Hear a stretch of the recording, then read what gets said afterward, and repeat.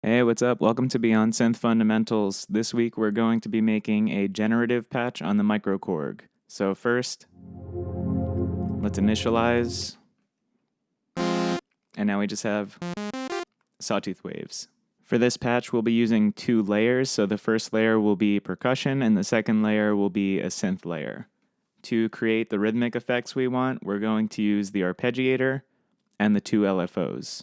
Let's start off with our percussion patch. So let's take the first oscillator, change it from sawtooth to noise. Then let's bring in more noise in the mixer. Now by setting it to unison, we have even more noise. We can also set oscillator 2 for a square wave, and then tune that either 1 or 2 octaves below. The filter is key here. We're going to use a bandpass filter with some resonance. And then depending on where our filter lies, we'll get a different sort of drum sound. So towards the low end, it'll be something like a kick. Towards the middle, we'll have a snare. Towards the high end, something like a hi-hat. First, let's add some envelope modulation to that. We want no sustain, quick decay, quick release. Try to match those two.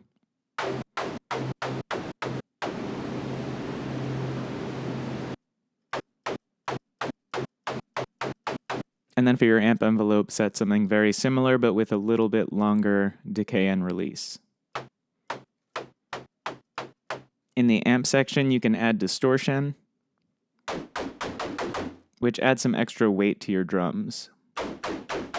Then we want the filter to key track, so depending on which note we play, we can get different drum sounds out of it. Let's use negative key tracking so it moves in the opposite direction of our synth patch.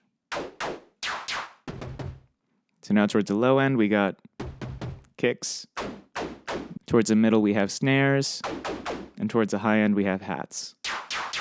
We can make that even more extreme using the virtual patch points. So set key tracking to control the cutoff and add some negative amount.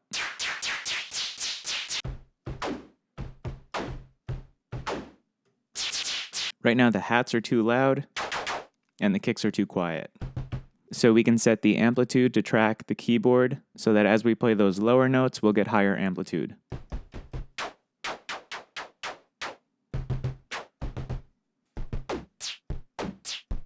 That sounds pretty good.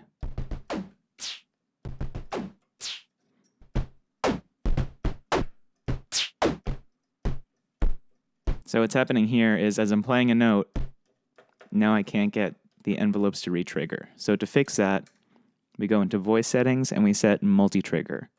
So now even if we're holding a note, we can still trigger the envelope. Now we can turn on the arpeggiator.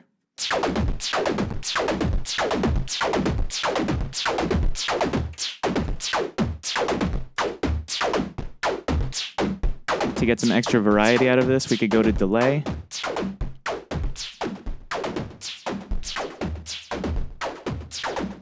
Set that to sync with the arpeggiator.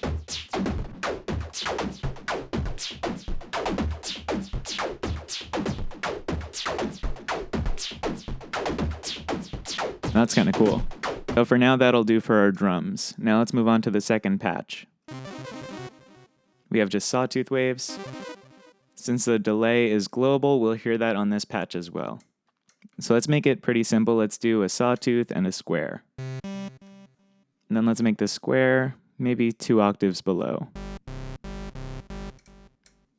And then transpose the entire layer up an octave.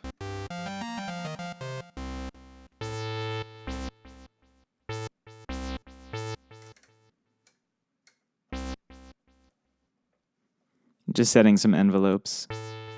Now like before, let's add unison. And then let's really up the unison detune.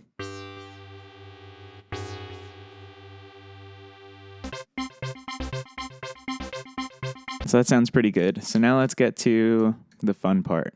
So let's take our LFOs and set them to sync. So now our two LFOs are tempo synced. Let's set them both to squares. And now by doing this, they can rhythmically toggle other elements of the patch. So let's set them to two different. I like to set one for a longer time and one for a shorter time. So let's do 3/4 notes and then maybe, 3 30-second notes. So first let's take LFO 1 and assign it to pitch. Plus or minus 48 on the MicroKorg is an octave of modulation.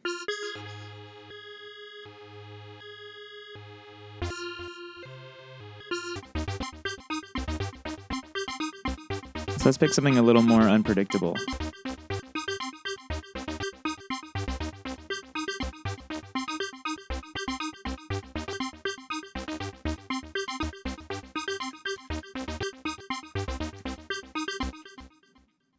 And then for the second pattern, we have LFO2. Let's use that to change the tuning of the second oscillator. We want something kind of unpredictable.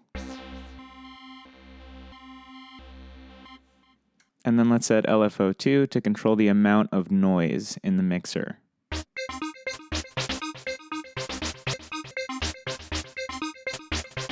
So now let's add back in the drums.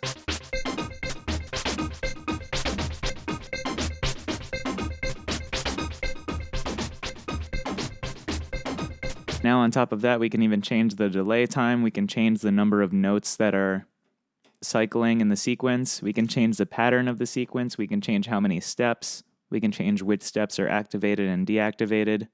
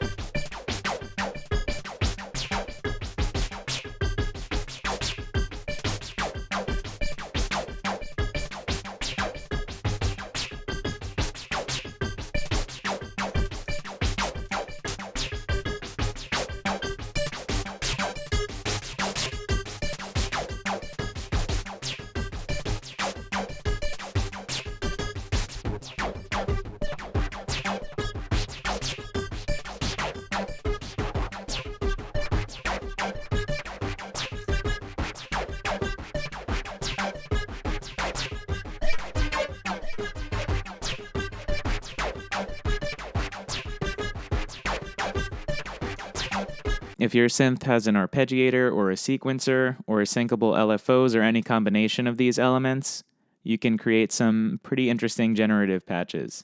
Even if the LFOs aren't syncable, you can try to get the timing right so that things kind of line up. And even if they don't line up, you can still get some interesting phasing effects from that, where patterns shift in and out of phase. If you try to use numbers that are not divisible by each other, you can actually get patterns that take a very long time to repeat. But with that, you've got a lot of experimenting to do. This has been Beyond Synth Fundamentals. I'm That Beat. Thanks for watching.